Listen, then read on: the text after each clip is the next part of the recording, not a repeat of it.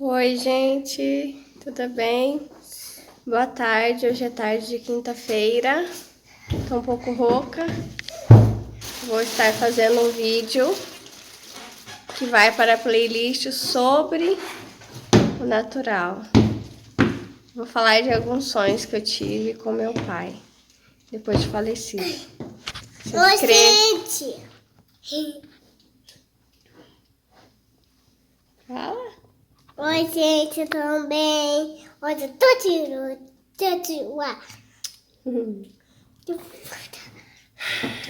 É isso, se inscreva no canal, curta o vídeo e continuando. Vamos lá. Eu tive alguns sonhos com meu pai. Demorou um pouquinho, né, para eu sonhar com ele.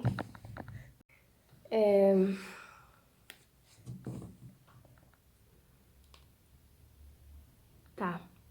Vou contar o sonho e depois vou explicar um pouco. Para mim foi um sonho que não é apenas um sonho, quer dizer, não é uma imaginação, é um encontro com ele que revela algumas coisas para mim a respeito do céu, a respeito da morte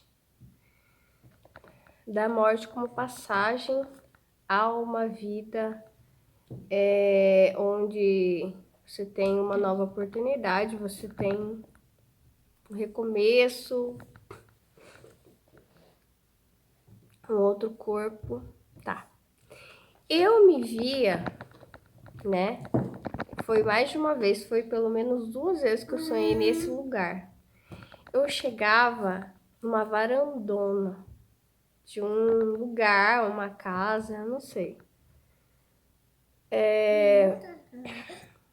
Muito grande, muito aberto, muito iluminado, por isso não era um inferno.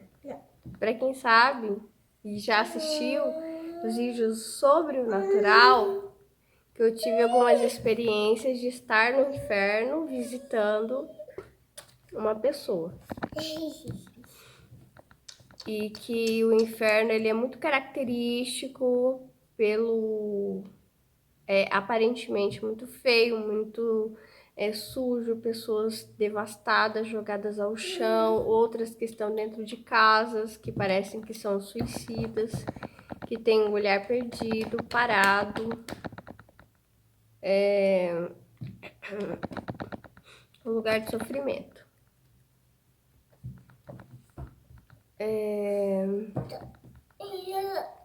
Esse lugar não, um lugar bem limpo, bem amplo, muito grande, iluminado. Olha, falando aqui, não parei.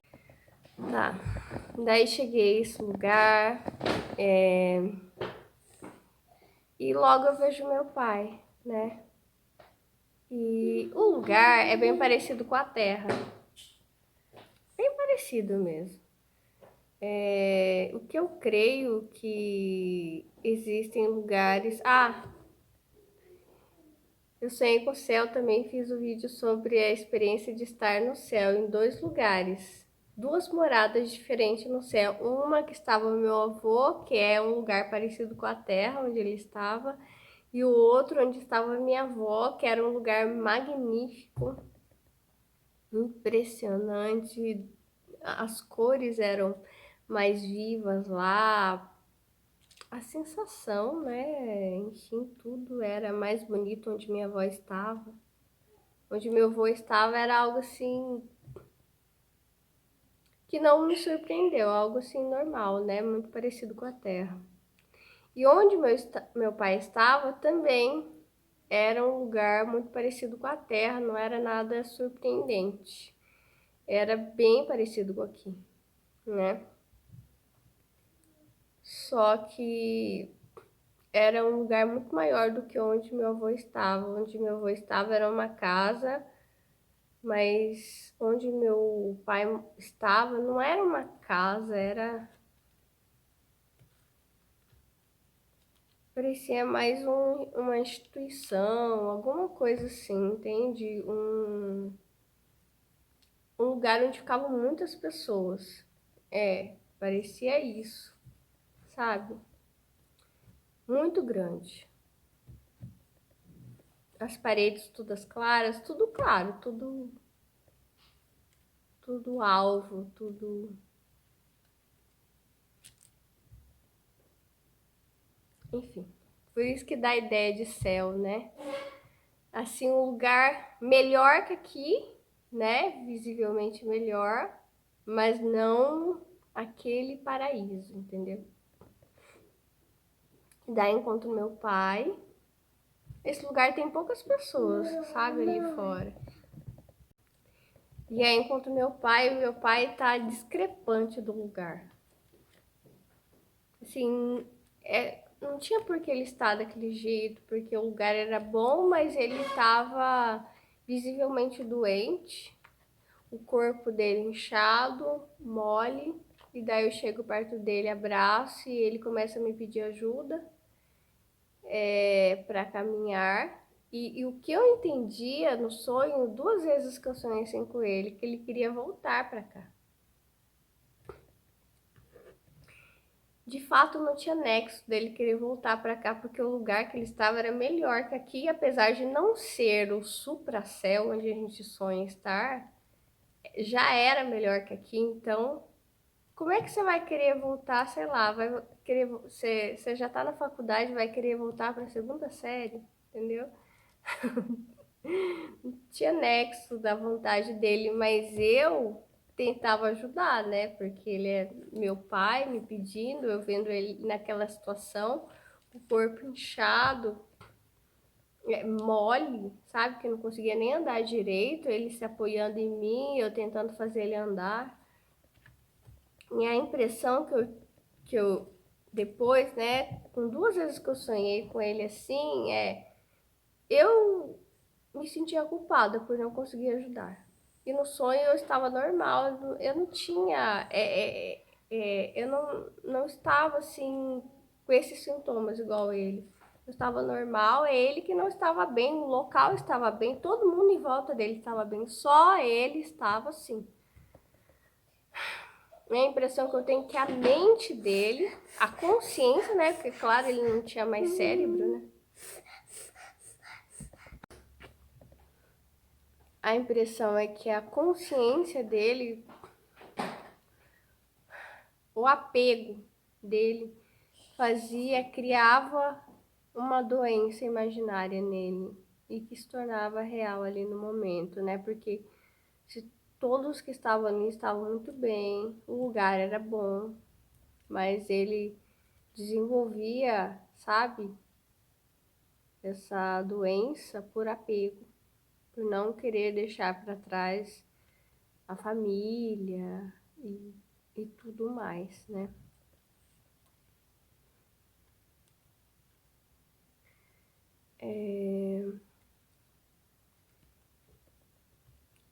Eu me sentia impotente, me sentia impotente e culpada de não conseguir trazê-lo de volta, de não conseguir nem fazer ele caminhar direito, né?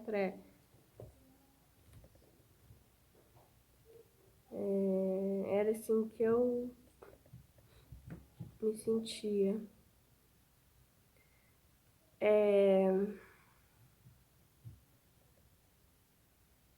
Depois de um tempo, eu comecei a entender que esses sonhos revelam que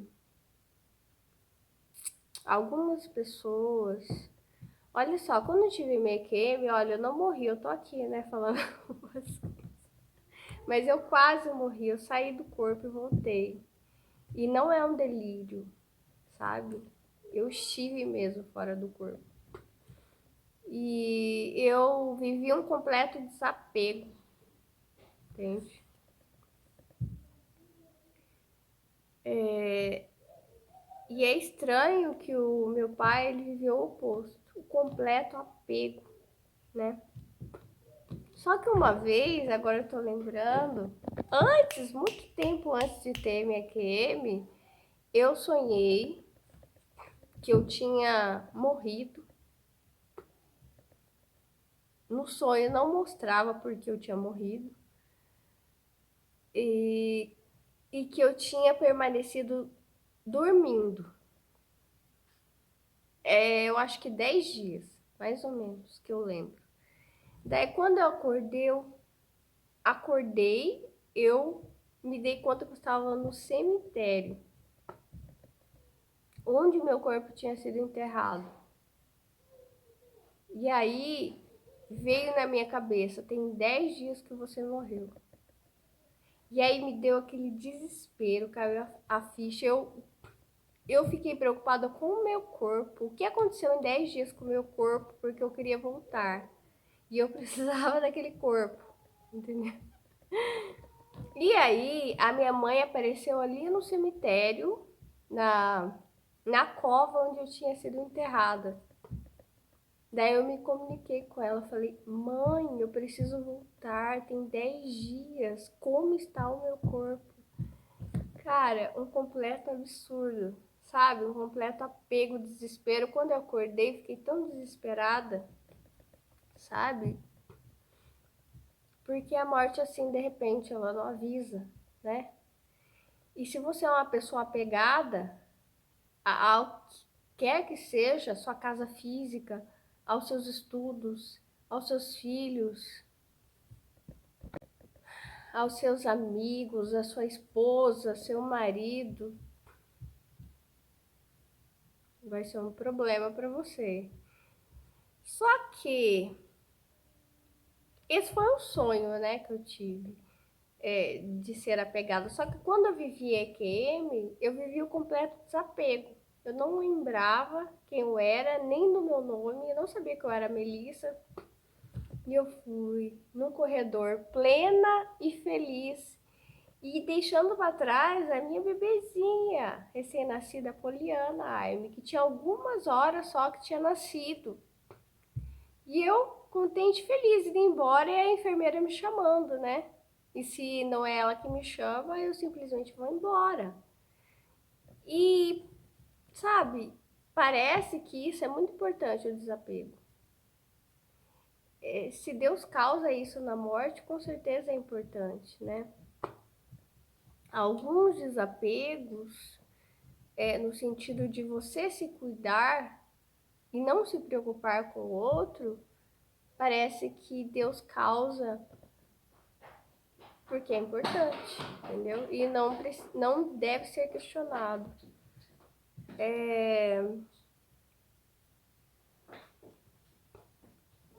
Então, quando eu vivi a morte em si, né, ou a quase morte, um pedacinho, né, como se tivesse, igual você vai escolher, sei lá, vai fazer degustação os seus 15 anos, para o seu casamento, né? Tem gente que faz degustação para escolher o bolo, os docinhos e tal.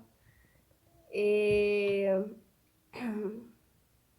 essa degustação, então na degustação não foi nada a ver com o sonho que eu tive, que eu fui leve e tranquila, até estive na nuvem, onde também completo desapego e plenitude. Aliás, a plenitude só é possível através do desapego. E eu estava falando com Deus hoje quantas coisas, acredito que muitas coisas ruins do mundo, como pobreza, por exemplo, é por causa do apego. Né? As pessoas são tão apegadas à sua razão, ao seu tão grande merecimento, ao seu dinheiro, né? Que é isso que favorece, né, o sofrimento, a pobreza e muitas outras coisas.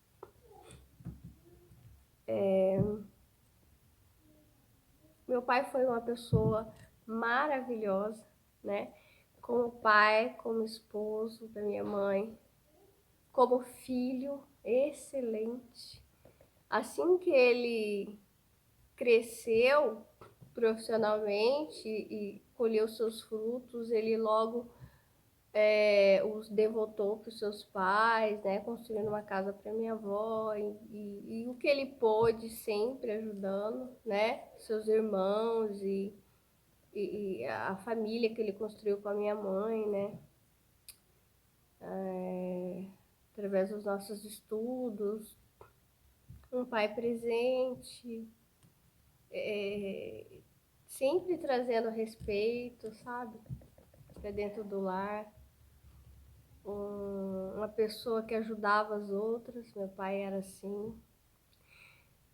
Colocava a mão no bolso e ajudava, enfim. Mas o que acontece? Você pode ser a melhor pessoa do mundo, mas o apego, mesmo o apego emocional com a família, né? Era isso que eu via nele.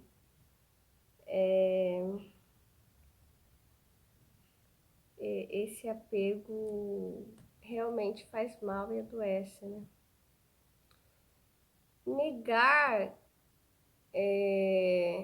o momento que você está vivendo, né? Viver do passado, por exemplo, né? E às vezes a pessoa até pode estar num lugar muito melhor como ele estava. Pode estar com pessoas melhores, né? Porque se o lugar é melhor, ali as pessoas são melhores também, porque você não vai pro céu assim à toa, não. Sem merecer, você não vai, entende? Sem fazer a vontade do Pai, sem, enfim. Não é, não é tão simples assim, não.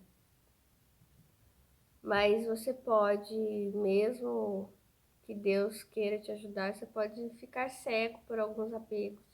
E era isso nos sonhos que eu percebia, sabe? No meu pai.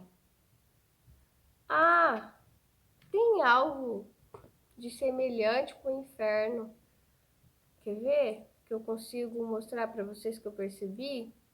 Lá no inferno, não as pessoas que estão fora, em grande sofrimento, perseguidas, açoitadas, né, caídas no chão, mas as pessoas que estão dentro das casas, os mausoléus, que para mim são suicidas, essas pessoas, elas vivem em negação.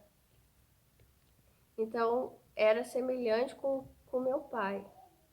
Mas por que meu pai não estava no inferno, no mausoléu? Porque ele morreu de morte natural. Ele não era um suicida, entendeu?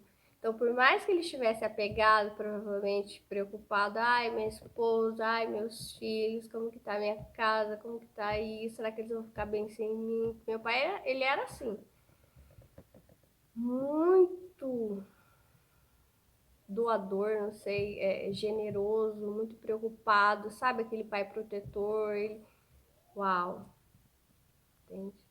Meu pai era assim, preocupado, ajudava todo mundo e todos, e ele esquecia dele. Excessivo, generoso demais. Até bobo, as pessoas enganavam ele e davam um golpe nele.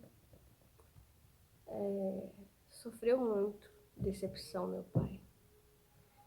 E tem essa semelhança de negação, mas um tá no inferno, outro tá no céu, porque você não pode tirar a sua própria vida, né? Você não pode. Você não pode diminuir os seus dias. Nós não temos esse direito, né?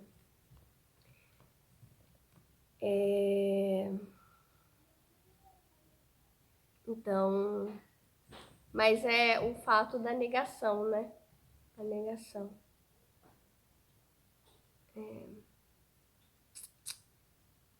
Mas existem mais diferenças dessa negação, sabe? Mas enfim, e Deus tem me falado, ah, antes de eu falar sobre a importância da autoaceitação, a importância de prezar o momento presente,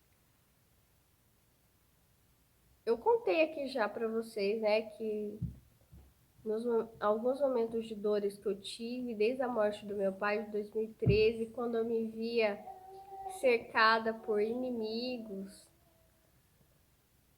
as pessoas da família mesmo, né? Que você sente atacada, que você sente incompreendida. Então, o que você lembra primeiro? Daquele que morreu, daquele que faleceu. E você começa a chamar, e eu fiz esse movimento.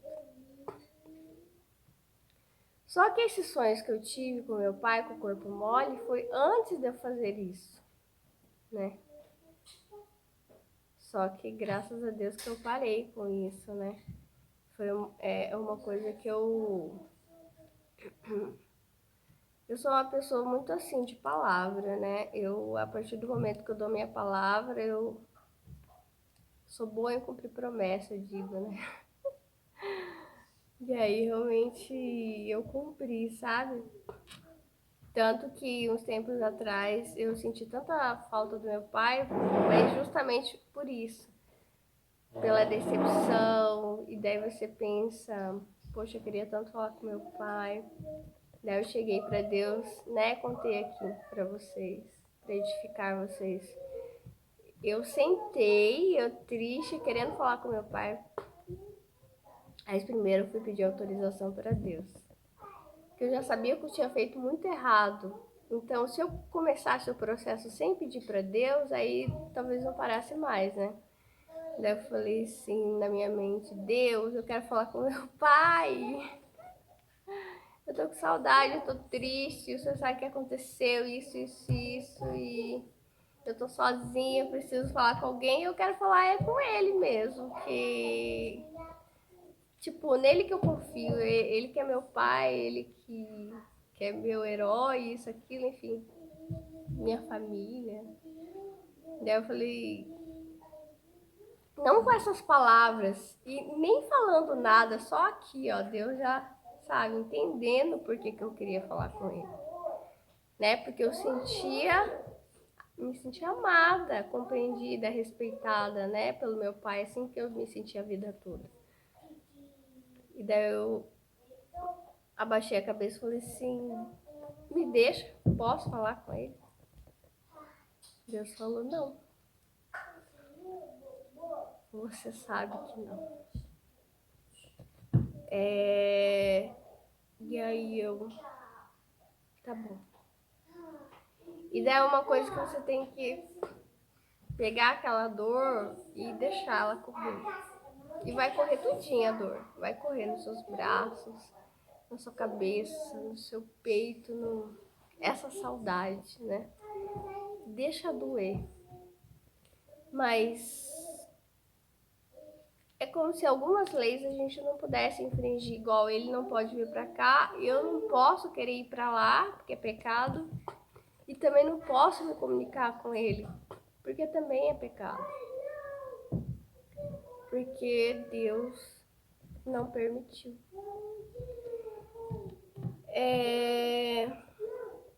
Mas a autoaceitação e o desapego é uma coisa que você tem que praticar todo o tempo, né? Entender que você pode estar errado, entender que você precisa se desapegar, sei lá, de objeto, de roupa, sapatos, desapegar do seu dinheiro para ajudar as pessoas, né? Como Jesus falou para o rico, vá, faça. Ele falou, não, eu amo muito meu dinheiro, não posso fazer o que você quer, Jesus. Mas é preciso praticar o desapego, sabe? E também a autoaceitação, quer dizer, entender que esse é o tempo de guerra e de batalha, é aqui, nesse momento. E quando estiver lá, vai ser o momento de lá, enquanto tá aqui, é o momento daqui, né?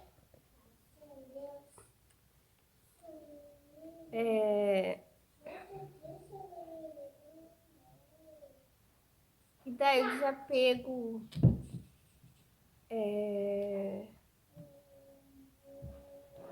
inclusive esse meu processo de tentar enxergar as coisas de outros ângulos, tirando os consensos, né? É um ato de desapego, né? De tentar compreender o mundo sem essas colas. O consenso, ele... É o que Deus me falou, consciência, é como se fossem pequenas mortes cerebrais. Ele mata os seus neurônios. É algo que já está fixo e você não pensa mais sobre aquilo. Daí, um exemplo, que era uma pequena morte cerebral aquilo. Não curar no sábado. Só que Jesus, ele vê as coisas fora dos consensos. Ele não está amarrado aos consensos, ao que vem antes, a referências, entendeu? A única ligação dele é com o Pai e com o ser humano, de fazer o bem, amar esse ser humano, entendeu? E aqui no mundo, a gente tem muito apego da regra pela regra, o sistema pelo sistema, a referência pela referência, a lei pela lei, e esquecendo que tudo é criado para o indivíduo, para o ser humano, entendeu? Então, ele olha, o fariseu que vai até ele está apegado ao consenso. Na cabeça do fariseu, ele não pensa mais sobre aquele assunto, porque aconteceu uma morte cerebral nele, em relação à lei do sábado. Mas para Jesus, ele está vivo em relação ao sábado. Eu vou tentando explicar para vocês como Deus tem me ensinado, entendeu? Não é algo que eu li no livro, é algo que Deus falou comigo, entendeu? É por isso que Jesus consegue curar no sábado, é por isso que Jesus consegue parar aquele momento que ele agacha no chão e fica quieto desenhando no chão, enquanto a mulher está para ser apedrejada. É como se ele congelasse o tempo. E as pessoas ficam, o que ele está fazendo? Sabe?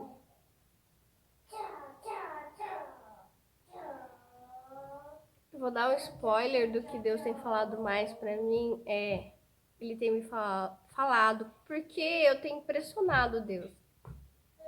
Principalmente por causa do Brasil, né? Por que o Brasil não mudou depois de 500 anos?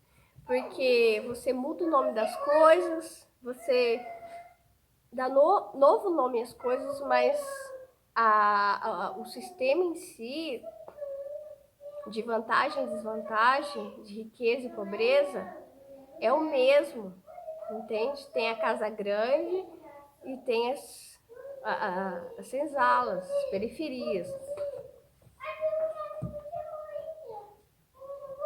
Os consensos são praticamente os mesmos. Então, na verdade, Deus só vai falando as coisas para mim porque eu pressiono ele. Depois de um tempo ele vai liberando, vai liberando alguma coisa para mim. O tempo, ele não é nada. O tempo é como se fosse uma folha em branco, um grande rolo assim. Entende? Você olha para algumas sociedades, elas, do ponto onde você está na sua sociedade, você olha para outras, onde existe escravidão, um sistema penal, um direito, um sistema normativo assim, com pouca liberdade, lugares onde não há democracia, que eu digo, você fala, uau, parece que eles pararam no tempo. Mas o tempo em si, ele não existe, né? Se você olhar do céu para cá, eles lá do céu acham a mesma coisa que nós aqui. Nossa, parece que eles pararam no tempo. Olha como eles são trogloditas. Quando você vem do Japão para cá, que é um país de primeiro mundo, você pensa, olha como que esse brasileiro é ruim, hein? Misericórdia, vai ser ruim assim para lá. É isso que você pensa, sabe? Porque diante de tantas discrepâncias que você vê, é isso que você pensa. que é um absurdo esse país, entende? Então, o tempo não é nada. E as coisas não mudam com o tempo, entende? Somos nós que mudamos as coisas. E tudo começa através do nosso pensamento, da valorização da vida, entendeu? Só que, eu já mudei de assunto, mas eu preciso falar essas coisas. Eu tenho impressão, e eu que eu tenho falado com Deus, que tudo aqui no Brasil é feito para não funcionar, para parecer que funciona, que são os mini mundos que ele tem me falado. São mini mundos, que é tudo faz de conta, que é tudo de brincadeira. Por isso que 500 anos se vão e é uma água que escorre pelo ralo, sabe? Muda o nome das coisas e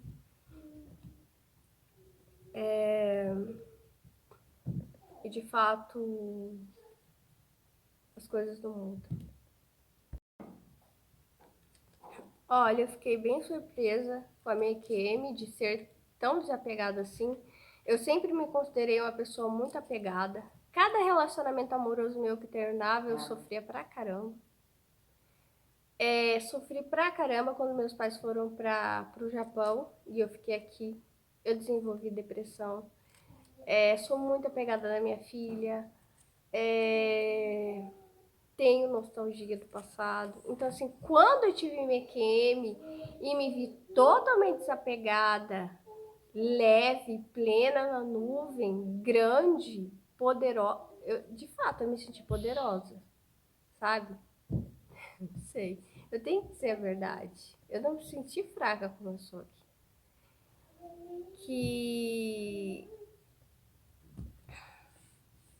Que eu fiquei surpresa. Eu fiquei muito surpresa, sabe? Porque eu achei que quando eu tivesse uma experiência de morte, ou quando eu morresse, eu fosse ficar igual assim meu pai, sabe? Sofrendo. Mas não, eu tô nem aí, tô indo embora, vocês que fiquem pra trás. Que eu fui. E é assim, eu fui plena, sabe? E eu estava toda feliz da vida. Toda forte. É até engraçado, mas eu não. A gente, sabe, a morte é uma grande surpresa, é uma caixinha assim que você não sabe como que vai ser. Não sabe mesmo. Por exemplo, você pode sofrer aqui, né? Como uma EQM que eu vi, um rapaz, ele foi pro céu e encontrou com Jesus, e Jesus levou ele para uma sala onde estava cheio de joias. E um lugar lá cheio de joias, Jesus mostrou para ele, e Jesus perguntou assim: você sabe de quem que são essas joias? Ele falou: não, são suas, é o seu galardão.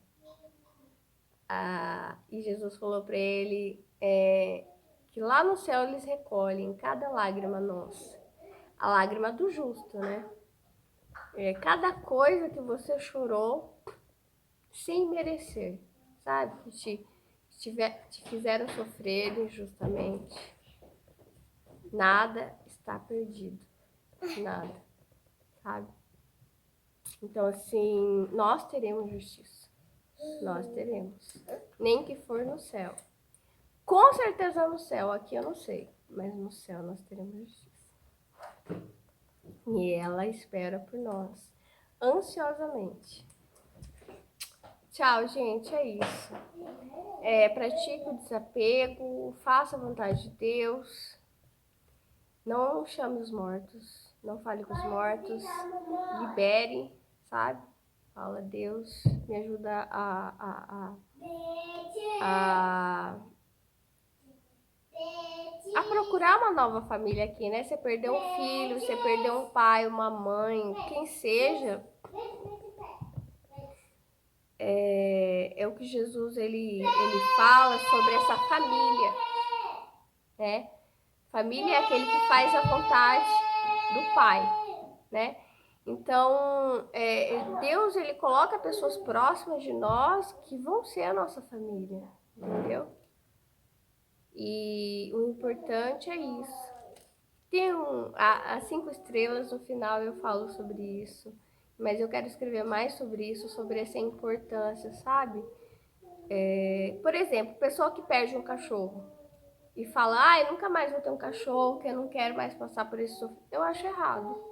Tem tantos cachorros precisando de você, sabe? Precisando de alguém que cuide. Sabe, você fica com apego naquele cachorro que morreu.